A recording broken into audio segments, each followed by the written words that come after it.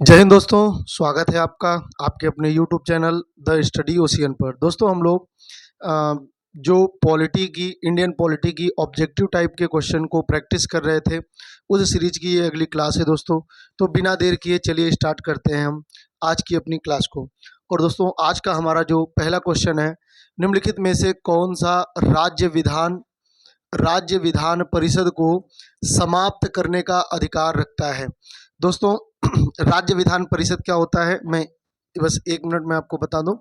जैसे केंद्र में होता है संसद, और संसद के होते हैं दो हाउस, एक होता है लोकसभा और दूसरा होता है राज्यसभा। एक होता है लोकसभा, दूसरा होता है राज्यसभा। राज्यसभा उच्च सदन होता है, लोकसभा निम्न सदन होता है। ऐसे ही हर राज्य में होता है विधानमंडल। संसद की जगह पे क्या होता है, विधानमंडल होता है। और विधानमंडल भी दो हाउस से मिल करके बनता है। एक होता है विधानसभा और दूसरा होता है विधान परिषद। विधानसभा और विधान परिषद को राज्य में उच्च सदन बोलते हैं और विधानसभा को निम्न सदन बोलते हैं। क्लियर है, राज्यसभा की जगह पे विधान परिषद। लेकिन जो मैं बता रहा हूँ वो अब ध्यान से सुनिए आप, एक मिनट दोस्तों, ठीक है। तो मैं आपको बताऊं कि जो ये राज्यसभा है केंद्र में, यानी कि संघ में, केंद्र में संसद का ये पार्ट तो होना अनिवार्य होता है, लेकिन राज्यों में विधान परिषद का होना अनिवार्य नहीं है। यानी कि विधान परिषद हो भी सकता है, विधान परिषद नहीं भी हो सकता। अच्छा, ये इतना जरूरी है, आप इस बात से ही अनुमान लगा सकते हैं कि हमारे कुल 28 राज्यों में मात्र 6 राज्यों के पास ही विधान परिषद है। तो 28 राज्य हैं लेकिन मात्र 6 राज्यों के पास ही विधान परिषद है। तो विधान परिषद हो भी सकता है, विधान परिषद नहीं भी हो सकता। क्लियर है। जो संसद है इसके गठन का प्रावधान 79 में है, 79 में है। और लोकसभा का गठन 81 में है। राज्यसभा का गठन 80 में है। अनुच्छेद है ये, अनुच्छेद 80 में है ना। ऐसे ही विधानमंडल का जो गठन है 168 में है। 169 में विधान परिषद की बात है और 170 में विधानसभा की बात है। ठीक है, ये आर्टिकल हो गया। मैंने आपको बताया है कि 72 से लेकर के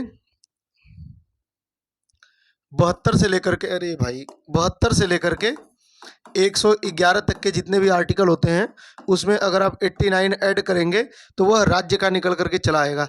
तो जैसे 80 में 89 ऐड करेंगे तो 169 आ जाएगा। और ये विधान परिषद, जैसे सेंटर में राज्यसभा होता है ऐसे ही ये विधान परिषद निकल करके आ जाएगा। देखिए, विधान परिषद हो भी सकता है, विधान परिषद नहीं भी हो सकता। जब विधान परिषद होता है तो हम कहते हैं इस राज्य का विधानमंडल द्विसदनीय है, यानी 2 सदन है। और जब विधान परिषद नहीं होता, केवल एक अकेले विधानसभा होता है, तो हम कहते हैं कि उस राज्य का जो विधानमंडल है वह एक सदनीय है, केवल एक ही हाउस है, केवल एक ही सदन है, विधानसभा। जब ये नहीं होता तो उस राज्य में केवल विधानसभा से कानून विधेयक पास होता है और राज्यपाल की सहमति मिल जाती है और वो कानून बन जाता है ना। लेकिन जब विधान परिषद होगा तो विधानसभा से भी पास करवाना अनिवार्य होगा और विधान परिषद से भी पास करवाना अनिवार्य होगा। तो ये बात थी दोस्तों, ये आपको ध्यान रखना है।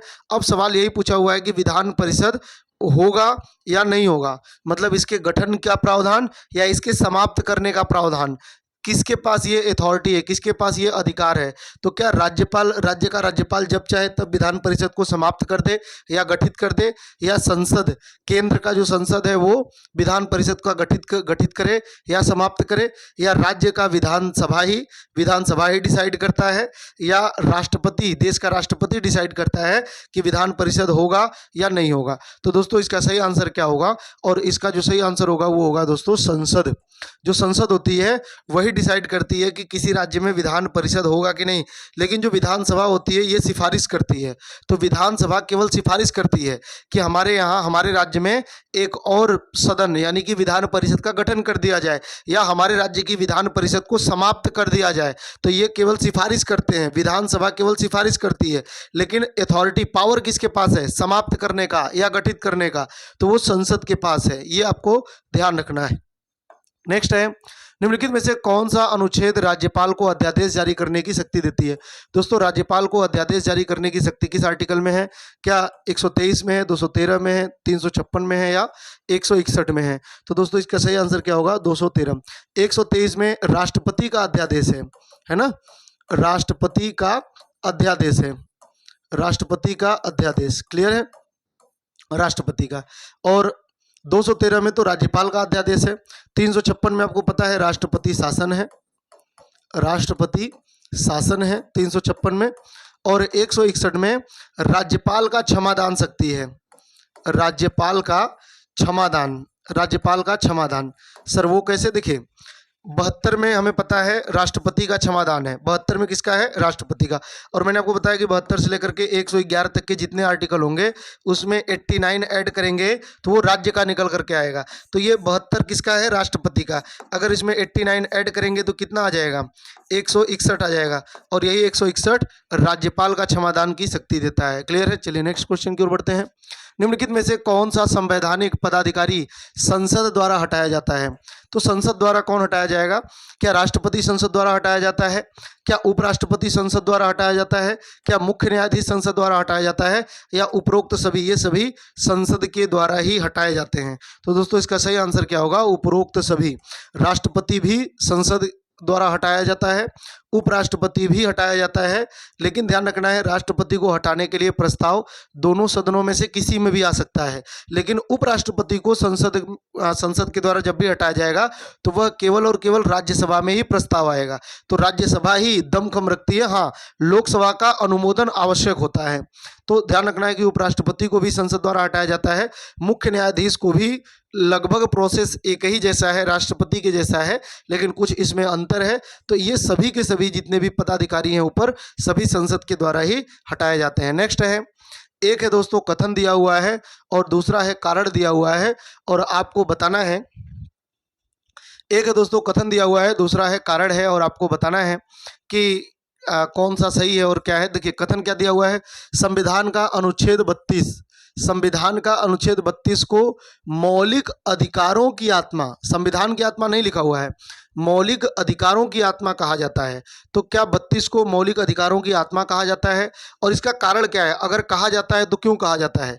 क्योंकि यह नागरिकों को उनके अधिकारों के उल्लंघन पर सीधे सर्वोच्च न्यायालय में जाने का अधिकार देता है। सीधे यानी कि अगर हमारे मूल अधिकार का उल्लंघन हो रहा है तो हम सीधे सर्वोच्च न्यायालय चले जाते हैं।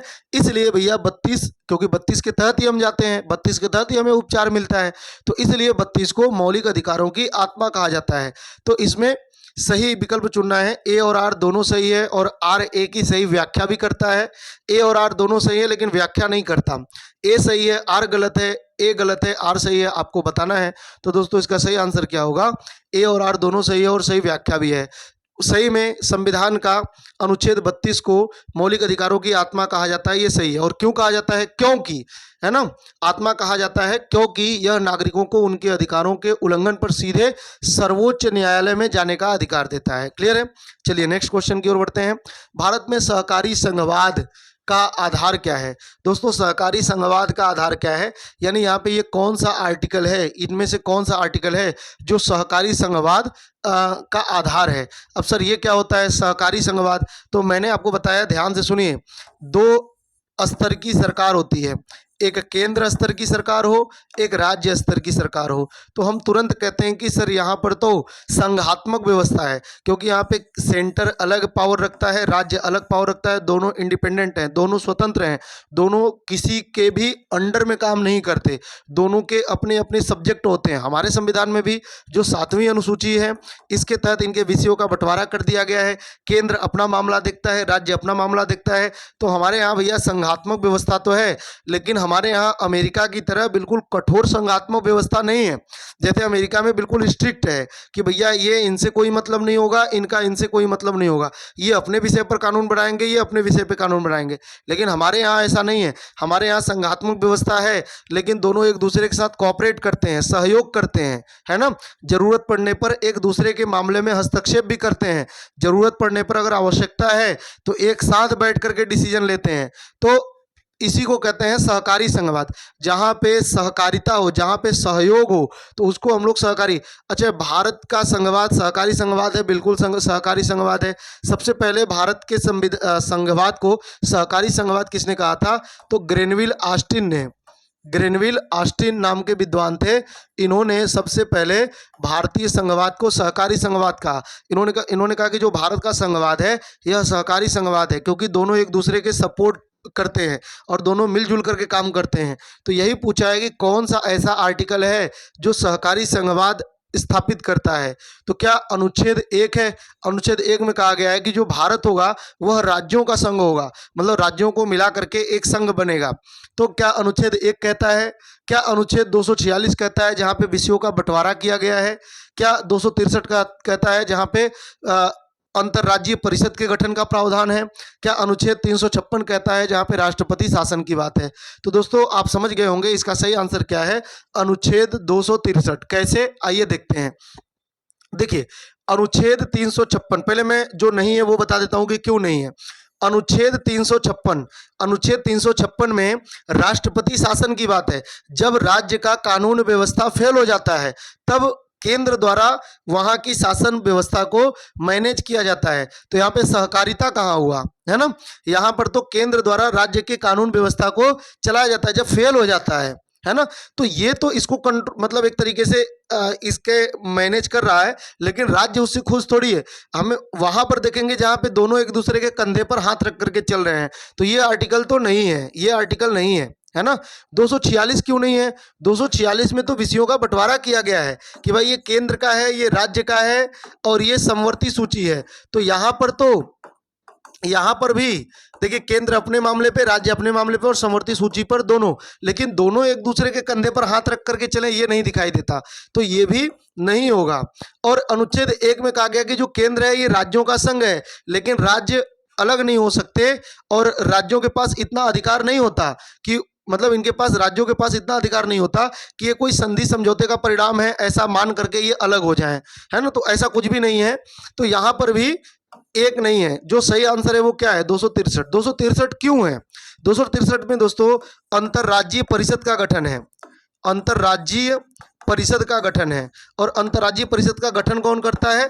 अंतर्राज्यीय परिषद का गठन करता है राष्ट्रपति, संसद नहीं, राष्ट्रपति। तो दोस्तों ऐसा इसलिए है, अंतर्राज्यीय परिषद का गठन है कि जैसे केंद्र है और राज्य हैं, तो जब भी राष्ट्रपति अंतर्राज्यीय परिषद का गठन करता है तो केंद्र होगा उसमें और हर राज्य की सरकारें होंगी और वो बैठ करके अपने विवादों को, अपने मामलों को सुलझाने का प्रयास करते हैं। तो कोर्ट में न जाए इसके पहले ही हम लोग बैठ करके अपना जो भी डिस्प्यूट है, जो भी मामला है, जो भी विवाद है, उसको हम लोग बैठ करके आपस में सॉर्ट आउट करते हैं, सॉल्व करते हैं। तो इसलिए अंतर्राज्यीय परिषद का गठन इसलिए हुआ है कि बैठ करके मामले को सुलझाया जा सके। और इसीलिए दोस्तों ये जो अंतर्राज्यीय परिषद है ये बताता है कि हमारे यहाँ सहकारिता है केंद्र और राज्य के मध्य। हाँ, जब अंतर्राज्यीय परिषद में भी बैठ करके आपस में मामला नहीं सुलझेगा तब मामला जाएगा कोर्ट में। ठीक है, चलिए नेक्स्ट। निम्नलिखित कथनों पर विचार करें। भारत में राष्ट्रपति शासन अनुच्छेद 356 के अंतर्गत लगाया जाता है। और दूसरा कथन है कि अनुच्छेद 356 का दुरुपयोग कई बार केंद्र सरकार द्वारा विपक्ष शासित राज्यों की अपनी राजनीतिक हितों के लिए किया जाता है। तो दोस्तों इनमें से बताना है कि कौन सा सही है। क्या केवल एक सही है, केवल दो सही है, दोनों ही सही है, दोनों ही गलत है? तो दोस्तों चलिए हम लोग देखते हैं। भारत में राष्ट्रपति शासन अनुच्छेद 356 के अंतर्गत लगाया जाता है, ये तो है भैया सही, ये तो सही है। अनुच्छेद 356 का दुरुपयोग कई बार केंद्र सरकार द्वारा विपक्ष शासित राज्यों में अपने राजनीतिक हितों के लिए किया जाता है, ये भी है सही, है ना?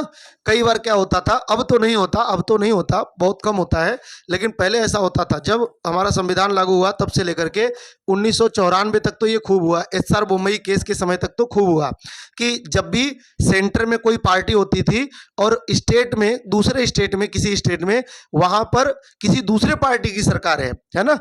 केंद्र में मान लीजिए कोई एक्स नाम की पार्टी है और राज्यों में कोई वाई नाम की पार्टी है, तो ये जो एक्स नाम की पार्टी है ये वहां पर किसी न किसी बहाने वहां की सरकार को बर्खास्त करके राष्ट्रपति शासन लगा देते थे और वहां की कानून व्यवस्था अपने राज्यपाल के द्वारा मैनेज करते थे।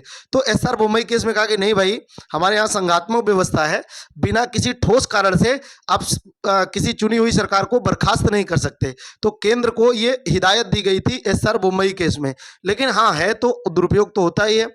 अनुच्छेद 356 का दुरुपयोग कई बार केंद्र सरकार द्वारा विपक्ष शासित राज्यों में राजनीतिक हितों के लिए किया गया, यहाँ पे लिखा है किया गया, तो ये दोनों सही है ना, तो दोनों ही सही आप बताएंगे। क्लियर है, दोनों सही बताएंगे। ठीक है, चलिए नेक्स्ट क्वेश्चन की ओर बढ़ते हैं।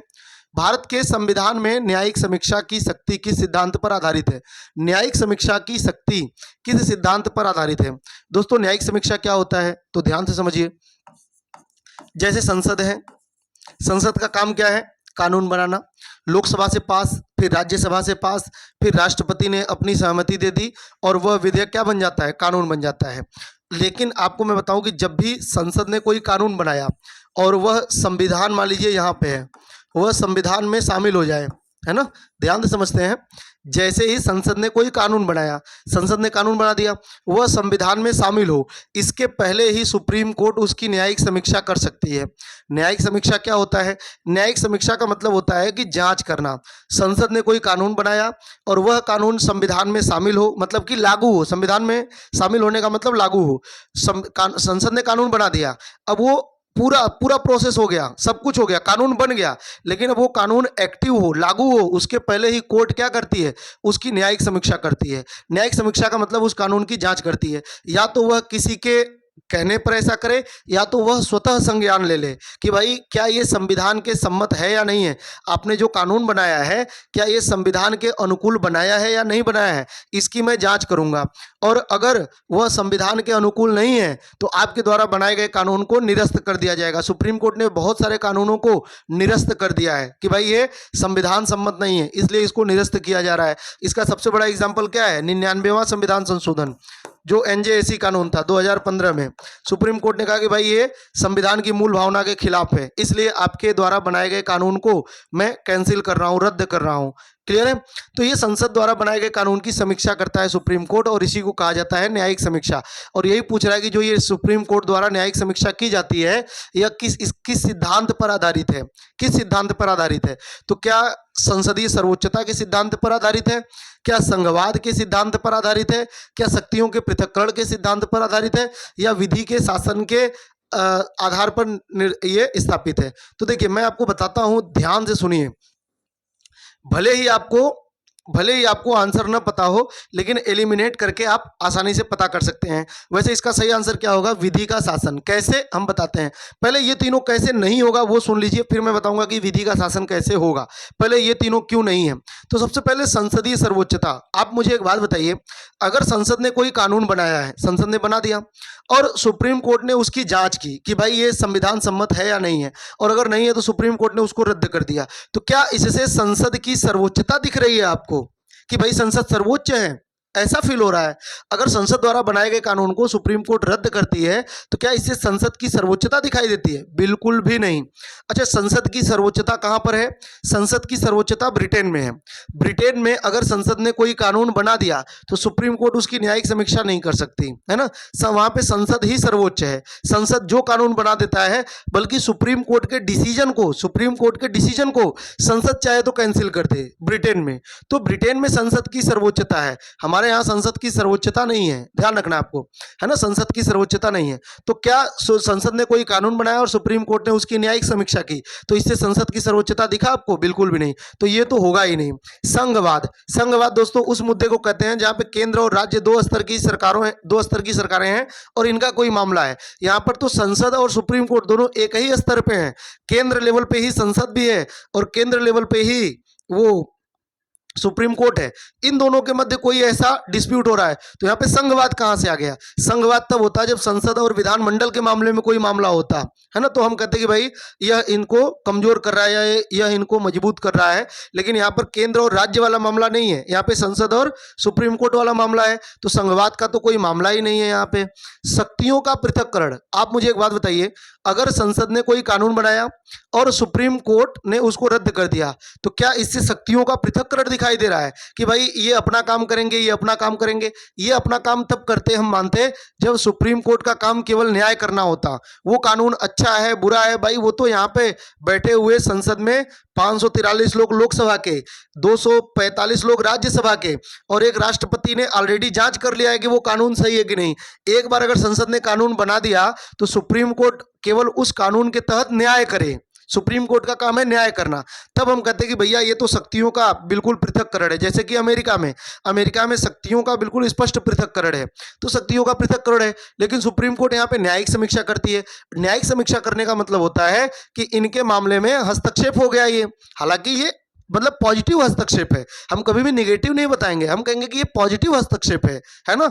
लेकिन हस्तक्षेप तो है कि भाई इनके द्वारा बनाए गए कानून की इन्होंने कैंसिल कर दिया कि भाई ये संविधान सम्मत नहीं है। तो इसका मतलब ये है कि ये शक्तियों का पृथक्करण भी नहीं है, बल्कि ये तो एक दूसरे के मामले में हस्तक्षेप करना हो गया। तो शक्तियों का पृथक्करण भी नहीं है, विधि का शासन है। अब विधि का शासन कैसे है वो हम देखते हैं, ये तीनों तो नहीं है।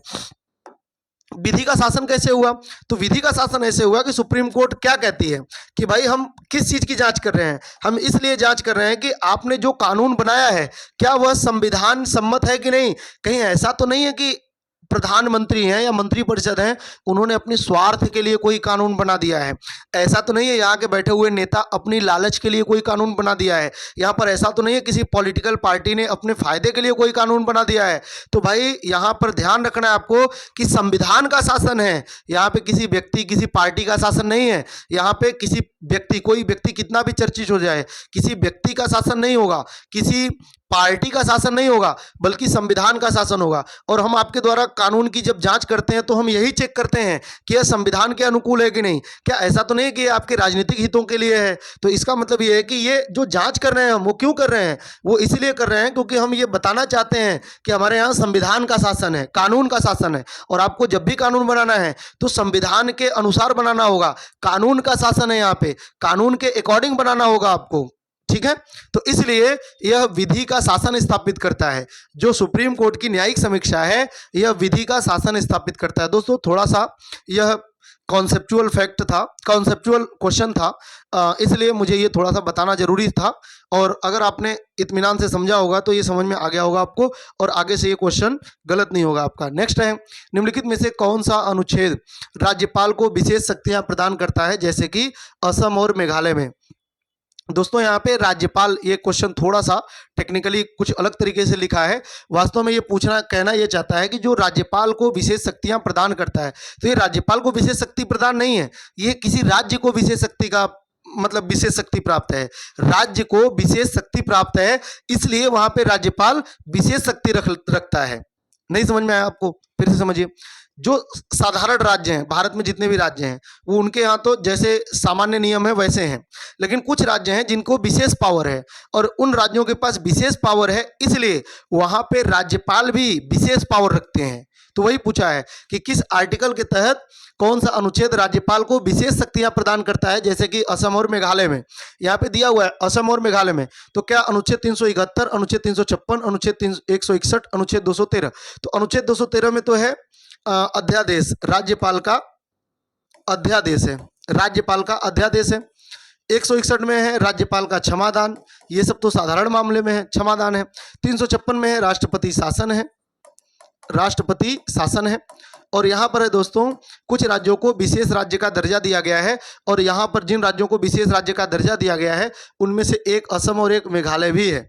क्लियर है? एक असम और एक मेघालय भी है, और इनको विशेष राज्य का दर्जा दिया गया है। और यहाँ पर राज्यपाल को भी जो केंद्र के कानून होते हैं वो डायरेक्ट यहाँ पर लागू नहीं होते, बल्कि कुछ नियम के तहत लागू होते हैं, कुछ उसमें परिवर्तन होता है, और इसमें बहुत ज़्यादा अथॉरिटी होती है वहाँ के राज्यपाल को। राज्यपाल को बहुत तरह के एक्स्ट्रा शक्तियाँ मिलती हैं जो विशेष राज्य के दर्जा हैं वाले राज्य हैं। जैसे 371A में किसका चर्चा है? नागालैंड का। नागालैंड को विशेष राज्य का दर्जा दिया गया है। क्लियर है? 371B में असम को विशेष राज्य का दर्जा दिया गया है। 371C में मणिपुर को विशेष राज्य का दर्जा दिया गया है, मणिपुर को विशेष राज्य का दर्जा दिया गया है। ठीक है, बाकी आप देख लेंगे। तो ये विशेष राज्य का दर्जा दिया गया है, और यहाँ पे राज्यपाल भी विशेष पावर रखते हैं, इसलिए सही आंसर क्या होगा? अनुच्छेद 371। नेक्स्ट है, भारत में राष्ट्रीय आपातकाल की अधिकतम अवधि क्या हो सकती है? जो हमारे यहाँ राष्ट्रपति द्वारा आपातकाल लगाया जाता है, तो आपातकाल की मैक्सिमम अवधि कितनी हो सकती है? ज़्यादा से ज़्यादा वो कितने समय तक लग सकता है? क्या अधिकतम 6 महीने तक लग सकता है? अधिकतम 1 वर्ष तक लग सकता है? अधिकतम 3 वर्ष के लिए लग सकता है या अधिकतम अनिश्चित काल के लिए ये लग सकता है। तो दोस्तों सबसे पहले तो राष्ट्रीय आपातकाल का प्रावधान अनुच्छेद 352 में है। अनाउंस कौन करता है? राष्ट्रपति करता है। कैसे करता है? मंत्रिमंडल के लिखित सलाह पर करता है। यहाँ पर केवल साधारण सलाह नहीं होता, मंत्रिमंडल के लिखित सलाह पर, लिखित होना चाहिए, मंत्रिमंडल के लिखित सलाह पर, है ना, यहाँ पे लिखित सलाह है ना, लिखित सलाह, ये ध्यान रखेंगे, मंत्रिमंडल के लिखित सलाह पे। और ध्यान रखना है यहाँ पे मंत्री परिषद नहीं है, मंत्रिमंडल है। पूरे संविधान में, हमारा जितना संविधान है, पूरे संविधान में मंत्रिमंडल केवल इसी एक आर्टिकल में यूज हुआ है 352 में। बाकी कहीं पर भी किसी आर्टिकल में मंत्रिमंडल शब्द नहीं मिलता, हर जगह पे मंत्री परिषद मिलता है ना। केवल एक ही आर्टिकल है 352, और इसी 352 में मंत्रिमंडल शब्द मिलता है। और ये भी संशोधन करके जोड़ा गया है ना। ये कब जोड़ा गया? तो ये 44वां संविधान संशोधन 1978 में ये जोड़ा गया था कि भाई अब राष्ट्रपति अपनी मर्जी से आपातकाल नहीं लगाएगा, बल्कि 44वें संविधान संशोधन 1978 में कहा गया कि जब तक मंत्रिमंडल के, जितने भी मंत्रिमंडल के सदस्य हैं, सबके लिखित सलाह नहीं होंगे, लिखित रूप में जब तक नहीं कहा जाएगा, तब तक राष्ट्रपति आपातकाल नहीं लगाएगा। और चलिए मान लीजिए कि लिखित सलाह दे दी गई मंत्रिमंडल के द्वारा और राष्ट्रपति ने आपातकाल लगा भी दिया, तो उसके बाद क्या होगा? उसके बाद होगा ये कि 1 महीने के भीतर, कितने? 1 महीने के भीतर, तो 1 माह के भीतर, 1 माह के भीतर इन्हें क्या करना होगा? संसद की अनुमति लेना होगा, संसद का अनुमोदन करवाना होगा, है ना। इसका मतलब क्या हुआ सर? इसका मतलब ये हुआ कि जब राष्ट्रपति आपातकाल लगाता है तो 1 महीने के भीतर वह संसद के दोनों सदनों की बैठक बुलाएगा, और चाहे जब, लेकिन 1 महीने के भीतर, चाहे जब, 1 महीने के भीतर चाहे जब वह बैठक बुलाएगा और वहां पर वो कारण बताएगा कि भाई इस वजह से आपातकाल लगाया गया है ना। और आपातकाल लगा है तो क्या इसको कंटिन्यू करना है? अगर संसद के सदस्य सहमत होते हैं और वो प्रस्ताव पारित कर देते हैं कि हाँ आपने जो आपातकाल लगाया वो बिल्कुल सही है, तो वो आपातकाल कंटिन्यू रहेगा, आगे चलेगा। लेकिन अगर उन्होंने प्रस्ताव पास नहीं किया तो वह आपातकाल मैक्सिमम 1 महीने तक चलेगा, है ना। अब मान लीजिए कि वहां से प्रस्ताव पारित हो गया, संसद ने कहा कि हाँ भाई आपने जो आपातकाल लगाया वो बिल्कुल सही कारण था, ठीक किया आपने, लगा दिया, आपातकाल लगना चाहिए था। तो अब आपातकाल कितने समय तक रहेगा? तो अब दोस्तों 6 माह तक रहेगा। जब प्रस्ताव पारित होगा उसके अगले 6 महीने तक ये आपातकाल कंटिन्यू रहेगा। 6 महीने के बाद क्या होगा? 6 महीने तक के बाद जब ये डेट खत्म होने वाला होगा, अगर संसद फिर से प्रस्ताव पारित कर रही है कि हाँ आपातकाल को आगे बढ़ाया जाना चाहिए, तो फिर से ये 6 महीने के लिए बढ़ जाएगा। लेकिन अगर संसद ने प्रस्ताव पारित नहीं किया तो ये फेल हो जाएगा। अब राष्ट्रपति दोबारा अनाउंस करके आपातकाल नहीं बढ़ाएगा, ध्यान रखना है। आपातकाल राष्ट्रपति केवल लगा दिया है, आगे बढ़ाने की जिम्मेदारी किसकी होती है? संसद की होती है, राष्ट्रपति की नहीं होती। आगे बढ़ाने की जिम्मेदारी किसकी होती है? संसद की। और संसद 6-6 महीने करके ये चाहे जितने लंबे समय तक आपातकाल लगा सकते हैं, तो हर 6 महीने तक ये बढ़ाते रहते हैं। अब राष्ट्रपति की केवल एक जिम्मेदारी होती है कि वो कभी भी बीच में अगर उसे लगता है कि आपातकाल को समाप्त करना चाहिए, तो वो कभी भी अनाउंस करके आपातकाल को क्या कर देगा? समाप्त कर देगा। क्लियर है? तो राष्ट्रपति आपातकाल को समाप्त कर सकता है, लेकिन 6-6 महीने पर बढ़ाता कौन है? संसद बढ़ाती है। और कितने समय तक बढ़ा सकते हैं? तो अनिश्चित काल के लिए। आपातकाल अनिश्चित काल के लिए लग सकता है, ध्यान रखना आपको। यहाँ पे एक बार में नहीं पूछा, ये अधिकतम पूछ रहा है, तो अधिकतम अनिश्चित काल के लिए लगता है। हालांकि जब राष्ट्रपति शासन होता है तो राष्ट्रपति शासन अधिकतम 3 वर्ष तक ही लग सकता है। नेक्स्ट है, भारत में राष्ट्रीय विकास परिषद, जो राष्ट्रीय विकास परिषद है इसका गठन किसके द्वारा किया गया था? दोस्तों जो राष्ट्रीय विकास परिषद है इसका गठन 1952 में किया गया था, 1952 में। अच्छा, इसका मुख्य कार्य क्या था? तो जो योजना आयोग, इसका मुख्य कार्य क्या है? जो योजना आयोग है, योजना आयोग का गठन कब हुआ था? योजना आयोग का गठन हुआ था 1950 में। तो जो योजना आयोग का गठन हुआ था, योजना आयोग का काम क्या था? ये सरकार के लिए थिंक टैंक का काम करते थे, सरकार को सलाह देते थे, पंचवर्षीय योजना बनाते थे। तो जो ये पंचवर्षीय योजना बना करके सरकार को सलाह देते थे योजना आयोग, इसी योजना आयोग के प्रस्ताव को ये जांच करते थे, एक तरीके से एग्जामिन करते थे, इसको जांच करते थे, अनुमोदित कर, इसके बाद इसका अनुमोदन करते थे कि हाँ ये सही है, या उसमें कुछ चेंज करना है तो ये सलाह देते थे कि भाई इसमें चेंज करना है। तो योजना आयोग प्लान को बनाते थे, स्पेशली पंचवर्षीय योजना, और इसकी जांच करने की जिम्मेदारी किसकी थी? राष्ट्रीय विकास परिषद की थी। क्लियर है? 1952। अब इसका उतना महत्व नहीं है अभी भी, लेकिन अब इसका उतना महत्व नहीं है। क्लियर है? अब इसका इतना महत्व नहीं है। तो अब नीति आयोग बन गया है, तो ठीक है। तो राष्ट्रीय विकास परिषद इसका गठन कब हुआ था? 1952 में। अच्छा, इसका अध्यक्ष कौन होता है? इसका अध्यक्ष तो चाहे योजना आयोग हो चाहे राष्ट्रीय विकास परिषद हो, अध्यक्ष होता है प्रधानमंत्री ही, प्राइम मिनिस्टर ही हमारा क्या होता है? अध्यक्ष होता है। ये भी आपको ध्यान रखना है। तो कह रहा है कि इसका गठन किसके द्वारा किया गया था? क्या संविधान के द्वारा, क्या संसद के द्वारा, क्या मंत्रिमंडल के प्रस्ताव के द्वारा, या राष्ट्रपति के आदेश के द्वारा? तो दोस्तों इसका जो गठन हुआ था वह मंत्रिमंडल के प्रस्ताव के द्वारा इसका गठन किया गया था। नेक्स्ट है, भारत में अनुसूचित जातियों के लिए लोकसभा में सीटों का आरक्षण किस अनुच्छेद के तहत है? ये कह रहा है कि जो अनुसूचित जातियां हैं, अनुसूचित जातियां, इनके लिए लोकसभा में सीटों का आरक्षण किस अनुच्छेद के तहत है? दोस्तों लोकसभा में अलग है और राज्यों की विधानसभा में अलग है। पहले तो मैं बताता हूं आपको, आप ये नोट कर लेंगे, बहुत ही इंपॉर्टेंट आर्टिकल है। 4 आर्टिकल आप एक साथ याद रखेंगे, 330, 331, इसको नोट कर लेंगे पहले बिना देर किए। 330, 331, 332 और 333। क्लियर है? इन 4 आर्टिकल को एक साथ, देखिए ये सीक्वेंस से हैं, इन चारों को एक साथ याद रखेंगे। तो 330 में क्या है? 330 में दोस्तों लोकसभा में जो एससी हैं या जो एसटी हैं, इनका आरक्षण है। इनका क्या है? आरक्षण है, सीटों का आरक्षण है। क्लियर है? और 331 में क्या है? तो लोकसभा में, यहां पर भी लोकसभा में जो आंग्ल भारतीय हैं, आंग्ल भारतीय का मनोनयन, और कितने आंग्ल भारतीय का? 2 आंग्ल भारतीय का मनोनयन। हालांकि ये समाप्त कर दिया गया कब?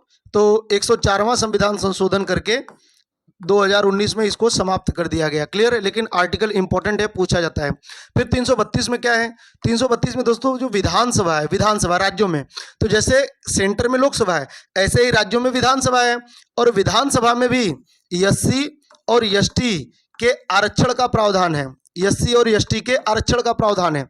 ओबीसी के लिए आरक्षण नहीं है लोकसभा में, ध्यान रखना है, या राज्यों की विधानसभा में ओबीसी के लिए आरक्षण नहीं है। मुस्लिम के लिए भी आरक्षण नहीं है। महिला के लिए आरक्षण हो गया 106वां संविधान संशोधन जो हुआ है। खैर आगे देखेंगे। 333 में क्या है? तो विधानसभा में आंग्ल भारतीय, और यहां पर आंग्ल भारतीय कितने हैं? 1 आंग्ल भारतीयों का मनोनयन। यहां पर राष्ट्रपति द्वारा मनोनयन होगा, और यहां पर राज्यपाल द्वारा मनोनयन होगा। तो इन 4 आर्टिकल को एक साथ याद रखेंगे। लोकसभा में एससी एसटी आरक्षण, लोकसभा में 331 में लोकसभा में आंग्ल भारतीय का मनोनयन, और करेगा कौन? राष्ट्रपति। 2 आंग्ल भारतीयों का मनोनयन। हालांकि 104वां संविधान संशोधन 2019 द्वारा इसे समाप्त कर दिया गया। फिर 332 में विधानसभा में एससी एसटी का आरक्षण। फिर 333 में विधानसभा में 1 आंग्ल भारतीय का मनोनयन, किसके द्वारा? राज्यपाल के द्वारा। क्लियर हो गया? अब देखिए लोकसभा में, जो ये लोकसभा है, इसमें ये आरक्षण क्या है? तो बिल्कुल है, एससी के लिए भी है और एसटी के लिए भी है। तो लोकसभा में एससी के लिए कितनी सीटें हैं? तो दोस्तों 84, और एसटी के लिए कितनी सीटें हैं? तो 47। तो ध्यान रखना है, एससी के लिए 84 है और एसटी के लिए 47 है। क्लियर है? अभी वर्तमान में एससी के लिए 84 और एसटी के लिए 47। सर विधानसभा में एससी एसटी के लिए कितने हैं? तो विधानसभा में हर राज्य में अलग अलग होता है, हर राज्य में अलग अलग एससी और एसटी की सीटें आरक्षित होती हैं, ये आप ध्यान रखेंगे। ठीक है? लेकिन आप अपने राज्य का देख लेना, हर राज्य का अलग अलग होगा एससी और एसटी का आरक्षण विधानसभा में।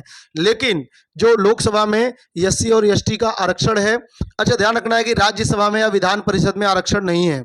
राज्यसभा में भी सीटों का आरक्षण नहीं है, राज्यसभा में सीटों का आरक्षण नहीं है। यहाँ पे देखिए 330 में लोकसभा लिखा हुआ है, संसद नहीं लिखा हुआ है, तो लोकसभा में ही आरक्षण है, और यहाँ पे विधानसभा में ही आरक्षण है। तो लोकसभा या विधानसभा में आरक्षण होता है, राज्यसभा और विधान परिषद में आरक्षण नहीं होता है, ये भी आपको ध्यान रखना है। क्लियर है? तो लोकसभा में 84 सीटें, अभी पूरे देश से 84 सीटें एससी की आरक्षित है और 47 सीटें एसटी की आरक्षित हैं। तो इसका सही आंसर क्या होगा? यहाँ पे लोकसभा में अनुसूचित जातियों के लिए पूछा हुआ है, तो 330। और कितनी सीटें आरक्षित हैं अनुसूचित जातियों के लिए? तो अनुसूचित जातियों के लिए है 84, और अनुसूचित जनजातियों के लिए कितनी है? 47। नेक्स्ट है, निम्नलिखित में से कौन सा अनुच्छेद उच्च न्यायालयों को रिट जारी करने की शक्ति देता है? तो हाई कोर्ट को रिट जारी करने की शक्ति क्या? 32, 226, 124 या 143? तो इसका सही आंसर क्या होगा दोस्तों? 226। 226 के तहत हाई कोर्ट के रिट जारी करने की शक्ति है, 32 के तहत सुप्रीम कोर्ट को रिट जारी करने की शक्ति है, 124 में सुप्रीम कोर्ट का गठन है, 143 में राष्ट्रपति द्वारा सुप्रीम कोर्ट से सलाह ली जाती है। क्लियर है? चलिए नेक्स्ट, भारत में अनुसूचित जातियों को परिभाषित कौन करता है? जो अनुसूचित जातियां हैं इनको परिभाषित कौन करता है? तो क्या राष्ट्रपति करता है, क्या संसद करता है? कहने का मतलब यह है कि कोई जातीय समूह है, कोई जातीय समूह है। अब ये एसटी कहलाएगा, एससी कहलाएगा, तो इनको कौन पहचान करता है, कौन इनको चिन्हित करता है कि भाई ये एससी हो गए? एससी अनुसूचित जातियों को कौन परिभाषित करता है? तो अनुसूचित जातियों को जो परिभाषित करता है दोस्तों, यह राष्ट्रपति परिभाषित करता है, यह आपको ध्यान रखना है। नेक्स्ट है, निम्नलिखित में से कौन सा संवैधानिक संशोधन जीएसटी से संबंधित है? कौन सा संवैधानिक संशोधन दोस्तों जीएसटी से संबंधित है? बहुत ही इजी क्वेश्चन है, ये आपको पता होना चाहिए। 97वां संविधान संशोधन, 100वां संविधान संशोधन, 101वां संविधान संशोधन या 102वां संविधान संशोधन? तो दोस्तों यहाँ पर 101वां जो संविधान संशोधन था यही हमारे जीएसटी से संबंधित है, ये आपको ध्यान रखना है। नेक्स्ट है, कौन सा एक सही सुमेलित नहीं है? कौन सा एक सही सुमेलित नहीं है? एक तरफ कानून यानी कि अधिनियम का नाम है, किस, ये अधिनियम का नाम है, कानून का नाम है, और दूसरी तरफ ये किस वर्ष पास हुआ, ठीक है ना, किस वर्ष ये पारित हुआ। तो आपदा प्रबंधन अधिनियम एनडीआरएफ वाला 2005 में, राष्ट्रीय सुरक्षा अधिनियम 1980 में, पर्यावरण संरक्षण अधिनियम बहुत इंपॉर्टेंट अधिनियम है, ये एग्जाम में मैक्सिमम बार पूछा जाता है, 1986 में, राष्ट्रीय हरित अधिकरण अधिनियम 2012 में। तो दोस्तों आप बताएं इनमें से, अच्छा 3 सही है, 1 गलत है, और गलत की ही आपको पहचान करना है। तो इसमें से जो रॉन्ग है, जो मिसमैच है, वो कौन सा है? डी, राष्ट्रीय हरित अधिकरण अधिनियम, ये 2012 में नहीं 2010 में पारित हुआ था, क्लियर है। और एनजीटी जो बना था, नेशनल ग्रीन ट्रिब्यूनल, तो ये बहुत ही इंपॉर्टेंट है, 2010 में है, ये मैं कई बार बता चुका हूँ, ध्यान रखेंगे आप, ठीक है। बाकी सब सही है, आप याद कर लेंगे इसको। नेक्स्ट है, विचार करें निम्न कथनों पर। तो पहला कथन दिया हुआ है कि राज्यसभा को स्थायी सदन इसलिए कहा जाता है क्योंकि उसका कार्यकाल 6 वर्षों का होता है, और दूसरा, राज्यसभा का 1/3 हिस्सा प्रत्येक 2 वर्षों में सेवानिवृत्त होता है। यानी राज्यसभा के 1/3 जो मेंबर होते हैं, 1/3 हिस्सा होता है, वो प्रत्येक 2 वर्षों में सेवानिवृत्त हो जाते हैं। तो आपको बताना है कि केवल पहला सही है, केवल दूसरा सही है, दोनों ही सही है, दोनों ही गलत है। आप बताएं दोस्तों इसका सही आंसर क्या होगा? तो राज्यसभा को अस्थाई सदन इसलिए कहा जाता है क्योंकि इसका कार्यकाल 6 वर्षों का होता है। तो दोस्तों राज्यसभा का कार्यकाल 6 वर्षों का नहीं होता।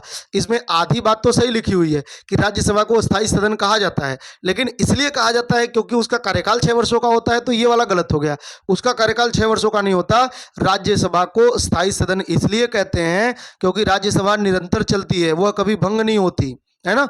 तो अनिश्चित काल के लिए वो चलती है, लगातार चलती है ना, कभी भंग नहीं होती। उसका कार्यकाल एक साथ सभी सदस्यों का समाप्त नहीं होता, तो इसलिए इसको अनिश्चित काल चलता है, निरंतर चलता है, इसलिए इसको स्थायी कहते हैं, न कि 6 वर्ष। 6 वर्ष का कार्यकाल तो उसके सदस्यों का होता है, 6 वर्षों का कार्यकाल राज्यसभा का नहीं होता, बल्कि उसके सदस्यों का होता है। तो ये वाला हो गया गलत।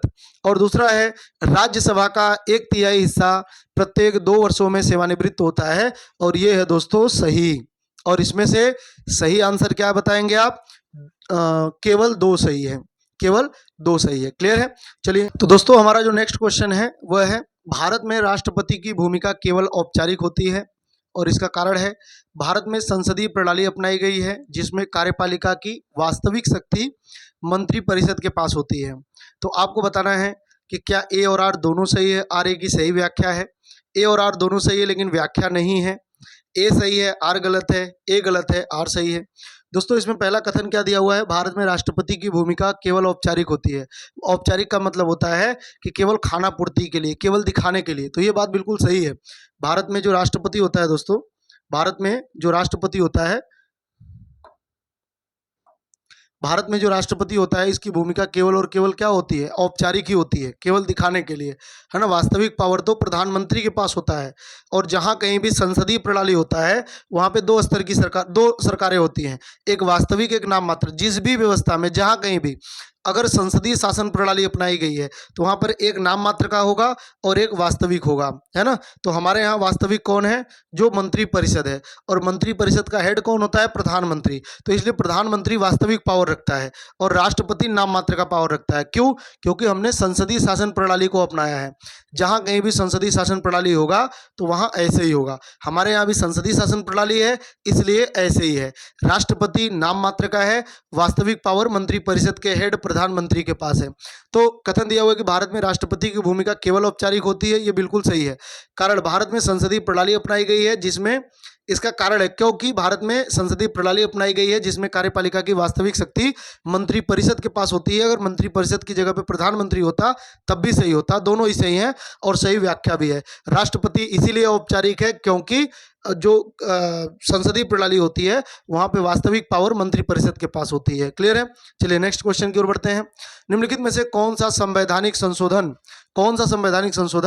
आर्थिक रूप से कमजोर वर्गों, जो इकोनॉमिक वीकर सेक्शन है, के लिए आरक्षण से संबंधित है? इनके आरक्षण की व्यवस्था किस संशोधन द्वारा प्रावधान किया गया? क्या 101वां संविधान संशोधन, क्या 102वां संविधान संशोधन, 130वां या 104वां संविधान संशोधन? तो दोस्तों इसका सही आंसर क्या है? 130वां संविधान संशोधन, 130वां संविधान संशोधन 2018। क्लियर है? तो 130वां संविधान संशोधन 2018 किया गया और इसी को लेकर के काफी विवाद भी हुआ। खैर वो अपनी जगह पे है। 104वां संविधान संशोधन आंग्ल भारतीयों का जो मनोनयन था राष्ट्रपति के द्वारा वो समाप्त किया गया। 102वां ओबीसी का जो आयोग है उसके बारे में है। 101वां जो संविधान संशोधन है वो जीएसटी है। नेक्स्ट है, भारत में राष्ट्रीय सुरक्षा सलाहकार, बहुत इंपॉर्टेंट पद है ये, राष्ट्रीय सुरक्षा सलाहकार जो एनएसए है, जैसे अभी वर्तमान में अजीत डोभाल हैं, तो जो एनएसए हैं इनकी नियुक्ति कौन करता है? राष्ट्रीय सुरक्षा सलाहकार की नियुक्ति कौन करता है? क्या राष्ट्रपति, क्या प्रधानमंत्री, क्या गृह मंत्री या रक्षा मंत्री? तो दोस्तों इसका सही आंसर क्या होगा? इसका सही आंसर होगा प्रधानमंत्री। प्रधानमंत्री, राष्ट्रपति नहीं, प्रधानमंत्री, ध्यान रखेंगे। प्रधानमंत्री इनकी सलाह, वैसे भी ये जो सलाह देते हैं वो प्रधानमंत्री को ही सलाह देते हैं, तो इनकी नियुक्ति प्रधानमंत्री द्वारा की जाती है, ये ध्यान रखना है। नेक्स्ट है, भारत में केंद्र राज्य वित्तीय संबंधों को कौन नियंत्रित करता है? केंद्र राज्य के वित्तीय संबंधों को कौन नियंत्रित करता है? देखिए दोस्तों, केंद्र है और राज्य है। यहाँ पे केंद्र हो गया, यहाँ पे हो गया राज्य।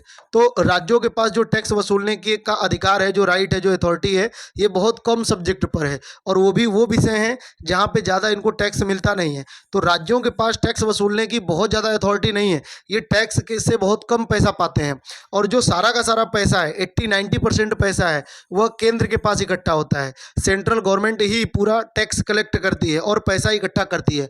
तो लेकिन केंद्र सारा पैसा अपने आप से खर्च नहीं करेंगे, बल्कि इसमें राज्यों की भी हिस्सेदारी होगी। तो केंद्र कितना पैसा लेगा और राज्य कितना पैसा लेगा और कौन सा राज्य कितना लेगा, है ना, तो ये कौन निर्धारित करेगा? अगर हम केंद्र के ऊपर छोड़ देंगे तो केंद्र तो सारा पैसा खुद अपने आप ही, जो मतलब उनके अपने प्लान होंगे, अपनी योजनाएं होंगी, उनके ऊपर वो ज़्यादा खर्च करेंगे। और राज्यों के पास अगर पैसा नहीं होगा तो न तो उनका कानून व्यवस्था सही से मेंटेन होगा, न तो उनकी कोई योजनाएं सफल हो पाएंगी। तो इसलिए, और ऐसा भी हो जाएगा कि अगर केंद्र में और राज्य में एक ही पार्टी की सरकार है तो वो तो ज़्यादा दे देंगे, लेकिन अगर दूसरी पार्टी की सरकार है राज्य में, केंद्र की अलग और राज्य की अलग पार्टी की सरकार है, तो यहाँ पर भेदभाव हो जाएगा, वो पैसे ही नहीं देंगे। तो इसलिए यहाँ पर एक दोस्तों एक संगठन है, एक कह लीजिए आयोग है जिसको कहते हैं वित्त आयोग, और 280 में इसका प्रावधान है, 280 में वित्त आयोग। और वित्त आयोग ही इसका काम करता है। किसका काम? पैसे के बंटवारे का काम। केंद्र और राज्यों के मध्य जो फाइनेंशियल बंटवारा होता है ये कौन करता है? वित्त आयोग करता है। तो यही पूछा हुआ है, भारत में केंद्र राज्य का वित्तीय संबंध, वित्तीय संबंध का मतलब कितना पैसा किसको मिलेगा को कौन नियंत्रित करता है? तो ये वित्त आयोग करता है, ये भी आपको ध्यान रखना है। नेक्स्ट है, निम्नलिखित में से कौन सा संवैधानिक संशोधन जम्मू कश्मीर के अनुच्छेद 370 को हटाने से संबंधित है? यानी कौन सा संविधान संशोधन करके 370 को समाप्त किया गया जो जम्मू कश्मीर को विशेष राज्य का दर्जा देता था? तो आपको पता है कि जम्मू कश्मीर को विशेष राज्य का दर्जा 370 के तहत था और इसको समाप्त कर दिया गया 2019 में। तो ये पूछ रहा है कि किस संशोधन द्वारा समाप्त किया गया? क्या 101वां संविधान संशोधन, क्या 102वां संविधान संशोधन, 130वां संविधान संशोधन, या इनमें से कोई नहीं? तो दोस्तों इसका सही आंसर है इनमें से कोई नहीं। ध्यान रखना है, किसी संशोधन द्वारा यह नहीं समाप्त किया गया बल्कि राष्ट्रपति के आदेश से समाप्त किया गया। तो यह कैसे समाप्त किया गया? राष्ट्रपति के आदेश से समाप्त किया गया। नेक्स्ट है, निम्नलिखित में से कौन सा अनुच्छेद राज्यपाल को विशेष परिस्थितियों में विधेयक को राष्ट्रपति के पास आरक्षित करने की शक्ति देता है? यानी कि इसके कहने का मतलब यह है दोस्तों, जैसे राष्ट्रपति है, कौन है? राष्ट्रपति। तो राष्ट्रपति के पास 111 के तहत कोई विधेयक आता है ना, 111 के तहत विधेयक आता है तो राष्ट्रपति उस पर सहमति या असहमति देने के लिए उसके पास अधिकार है। 111 के तहत राष्ट्रपति के पास यह अधिकार होता है कि वह संसद द्वारा, जो संसद द्वारा पारित विधेयक है उस पर सहमति देगा या नहीं देगा। सेम ऐसे ही विधानमंडल द्वारा विधानमंडल द्वारा पारित अगर कोई विधेयक आता है किसके पास, राज्यपाल के पास, तो राज्यपाल उस पर अपनी सहमति देगा कि नहीं देगा, ये आर्टिकल नंबर 200 में बताता है। आर्टिकल नंबर 200 कहता है कि भाई राज्यपाल कोई विधेयक जो विधानमंडल से पास है तो उस पर सहमति देगा कि नहीं देगा, ये 200 में है। लेकिन इसके पास एक और ऑप्शन होता है। क्या ऑप्शन होता है? जो राज्यपाल होता है यह अगर या तो वो सहमति देता है या तो वो सहमति नहीं देता है, पॉकेट वीटो का इस्तेमाल कर सकता है। पॉकेट वीटो का इस्तेमाल भी इसी आर्टिकल के तहत, अगर राष्ट्रपति होगा तो 111, अगर राज्यपाल होगा तो 200। लेकिन राज्यपाल को एक एक्स्ट्रा अधिकार है। कौन सा अधिकार है? राज्यपाल, दोस्तों ध्यान से समझना है, जो राज्यपाल है अगर ये सहमति असहमति देने में कंफ्यूज है, इसको नहीं समझ में आ रहा है कि मुझे सहमति देना है कि असहमति, तो ये 200 के तहत ही अपना ये जो प्रस्ताव है यह राष्ट्रपति के लिए सुरक्षित रख लेता है, यानी राष्ट्रपति को भेज देता है। यह प्रस्ताव ये राष्ट्रपति को दे देता है, और एक बार अगर इसने दे दिया प्रस्ताव राष्ट्रपति को भिजवा दिया, तो इसके बाद राष्ट्रपति ही उस पर डिसीजन लेगा। फिर राज्यपाल का डिसीजन नहीं माना जाता, फिर राष्ट्रपति ही डिसीजन लेगा उस विधेयक पर। भले ही वो राज्य का विधेयक है, लेकिन उस पर डिसीजन कौन लेगा? राष्ट्रपति डिसीजन लेगा। तो ये भी आपको ध्यान रखना है ना। तो उसके बाद राष्ट्रपति ही साइन करके या असहमत जता करके, तो यही पूछ रहा है कि निम्नलिखित में से कौन सा अनुच्छेद राज्यपाल को विशेष परिस्थितियों में विधेयक को राष्ट्रपति के लिए आरक्षित करने की शक्ति देता है। तो ये अनुच्छेद दोस्तों 200 है। 161 में राज्यपाल का क्षमादान है, 213 में राज्यपाल का अध्यादेश है, 356 में राष्ट्रपति शासन है। नेक्स्ट है, भारत में संघ लोक सेवा आयोग यूपीएससी के अध्यक्ष को हटाने का अधिकार किसके पास है? तो दोस्तों यूपीएससी के अध्यक्ष को हटाने का प्रस्ताव कहां पर चलता है? तो आता तो संसद में है, लेकिन उसको हटाने की बात होगी तो हमेशा हटाएगा कौन? राष्ट्रपति। हाँ दोस्तों, ये राष्ट्रपति ही हटाता है।